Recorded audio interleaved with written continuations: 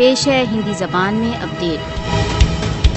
भारत द्वारा अवैध रूप से अधिकृत जम्मू कश्मीर में भारतीय सशस्त्र बलों द्वारा पूर्ण अराजकता के साथ व्यवस्थित रूप से मानव अधिकार उल्लंघन किए जा रहे हैं। भारत द्वारा अवैध रूप से अधिकृत जम्मू कश्मीर में बहुत ढिठाई के साथ मानव अधिकारों के प्रत्येक सिद्धांत का उल्लंघन कर रहा है। भारत द्वारा अवैध रूप से अधिकृत जम्मू कश्मीर में राजनीतिक विरोध का गला घोंटने के लिए काले कानूनों का प्रयोग कर रहा है।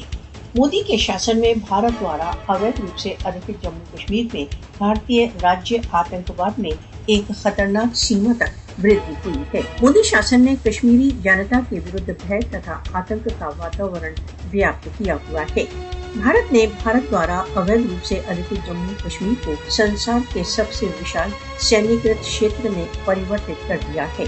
हत्याएं, अवैध गिरफ्तारियां, टॉर्चर भारत द्वारा अवैध रूप से अधिकृत जम्मू कश्मीर में दैनिक दिनचर्या का भाग बन चुका है। भारतीय सशस्त्र बल जनवरी 2015 से अब तक 2152 कश्मीरियों को शहीद, 33,150 को हताहत तथा 41,136 को गिरफ्तार कर चुके हैं। अनेकों राष्ट्र संघ रिपोर्टों ने भारत द्वारा अवैध रूप से अधिकृत जम्मू कश्मीर में पुष्टि की है कि भारत द्वारा अवैध रूप से अधिकृत जम्मू कश्मीर में मानव अधिकारों का उल्लंघन कर रहा है। विश्व मानव अधिकार संगठन भारत द्वारा अवैध रूप से अधिकृत जम्मू कश्मीर की निरंतर बिगड़ती हुई स्थितियों के विषय में संकेत कर चुके हैं।